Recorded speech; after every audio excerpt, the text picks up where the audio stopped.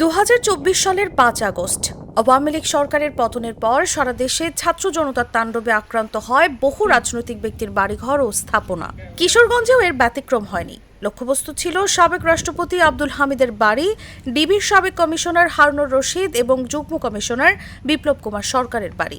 এমনকি আব্দুল হামিদের ভাতিজার রিসোর্টও রেহাই পায়নি। কিন্তু আশ্চর্যজনকভাবে মিঠামইনের হোসেনপুর হাওরে অবস্থিত হারুনুর রশিদের প্রেসিডেন্ট রিসোর্ট ছিল সম্পূর্ণ অক্ষত। অথচ এই রিসোর্টকে ঘিরে দীর্ঘদিন ধরে স্থানীয়দের মাঝে ক্ষোভ রয়েছে।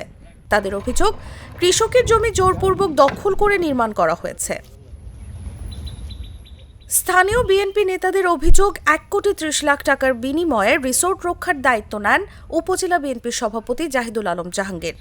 যুবদলের সদস্য মাহফুজ আহমেদের দাবি, এই চুক্তির সাক্ষী তিনি নিজে।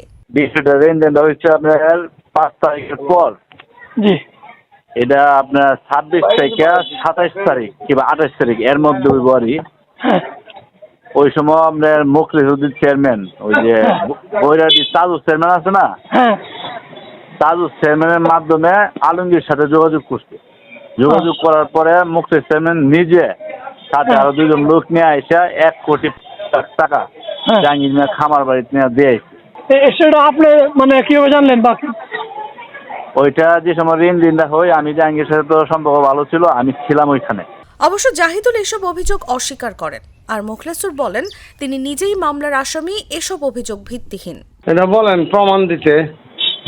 মাহফুজ হইলো এই যে বিদেশের নাম করে এই টাকা নিছে, যে সুমন যে কাছ থেকেও নিছে, আর এর বিরুদ্ধে রাজীবেরা মামলাও করছে। আমাদের সাথে কোনো সম্পর্ক নেই। এই হইলো এগুলা বলে হইলো সামাদ মেয়ার বাড়ি। একটা অভিযোগ আছে যে না, আপনি নাকি 1,30,00,000 টাকা দিচ্ছেন নাকি এই যে বিএনপি সভাপতি জাহাঙ্গীর আলমকে এটা বাঁচানোর জন্য। জীবনে রূপনীতি আবার দেখতাম একবার তো হয়ে যায় না, এই হাওর রিসোর্ট তো কয়েকশো কোটি টাকার মালিক, তাহলে আপনি 1 কোটি টাকা তো ব্যাপারই না।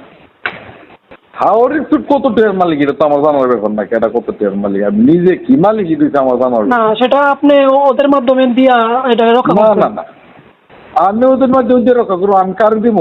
স্থানীয় কৃষকরা বলছেন জমি হারিয়েও তারা কোনো ক্ষতিপূরণ পাননি। অনেকেই এখন চান রিসোর্ট ভেঙে তাদের জমি ফিরিয়ে দিতে, কিন্তু ভয়ভীতি, মামলা আর দলীয় প্রভাবের ভয়ে প্রতিবাদ নীরবেই রয়ে গেছে। আমরা জানা মতে বহু কৃষক এমন আসছে যে তারা এরকম ভাবে দরজা লাগায় ঘরের মধ্যে আবদ্ধ অবস্থায় ওনার নির্যাতনের শিকার হয়ে ওনারা কান্না করেছে, আল্লাহর কাছে দোয়া করেছে। আজকে হয়তো এই কৃষকদের জমি নিয়ে রিসোর্ট যে করছেন, এই গরিব মানুষের বদদোয়ায় আজকে উনি বাংলাদেশ থেকে এরকম ভাবে পলায়ন করতে বাধ্য হয়েছে। তো আমরা চাই এই রিসোর্ট ভেঙে সরকার যেন পদক্ষেপ নেই, এই গরিব কৃষকদের যে তাদের জমি জমা নেই তাদেরকে পৌঁছিয়ে দেন, তাদেরটা তাদের কাছে যেন দিয়ে দেয়, এটা আমাদের দাবি। এমন অবস্থায় 8 আগস্ট থেকে রিসোর্টটিতে মাওলা আলী ইন্টারন্যাশনাল নামের একটি প্রতিষ্ঠান কার্যক্রম শুরু করেছে। তারা ব্যাংকের মাধ্যমে 3 বছরের জন্য ইজারা নিয়েছে, তবে অর্থের পরিমাণ প্রকাশ করা হয়নি। কেন বাঁচল এই রিসোর্ট? টাকা, প্রভাব নাকি অদৃশ্য শক্তি? প্রশ্ন ঘুরপাক খাচ্ছে হাওরের বাতাসে। নিউজ ডেস্ক, জাগো নিউজ।